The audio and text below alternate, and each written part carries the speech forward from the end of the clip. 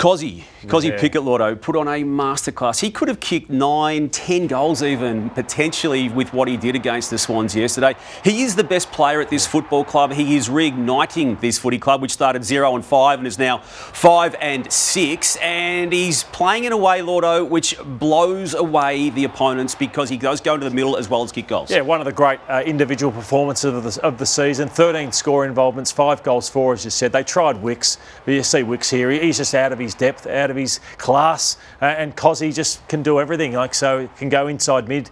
They gave him too much time and space here, and he just makes you pay. So yeah, we've always said, you and I, he's the most important player at Melbourne, and since he's come back into this team, their whole form has turned around. So that's how influential he is. And these two we're looking at here, Clayton Oliver there to Christian Petrarca, ends up with Sparrow on that moment. But they were once the most important players in this team alongside Max Gawn, but they're playing roles now that are probably more beneficial to the team with where they are currently at. Yeah, I think it was one of Petrarca's better games. He had that explosiveness back and every disposal counted. Clayton Oliver, he racked up a lot of it.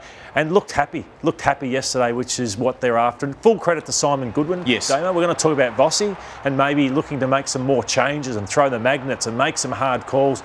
Simon's done that, hasn't he? I reckon the hardest thing to do in football, Lordo, is to change dramatically in season. Yeah. You can set up the year with what you do in the off-season and the pre-season with all your planning to play a certain way. But when, in Melbourne's case, this year it got to 0-5, and they were in a world of hurt on so many levels, they maintained the connection and the love narrative that they've got. But you get to yesterday's game and you look at how stark it was in contrast to what the Swans dished up. And they're looming as a problem now under the Dean Cox coaching of the Swans, Lotto. But those numbers just jump off the page, don't they? Yeah, they're playing exciting footy now. They used to be dull, boring, a hard watch. And I used to say, for all the talent they've got, there's always a handbrake on at Melbourne, but the handbrake has come off and they're enjoying their football. And they're good to watch. They are great to watch.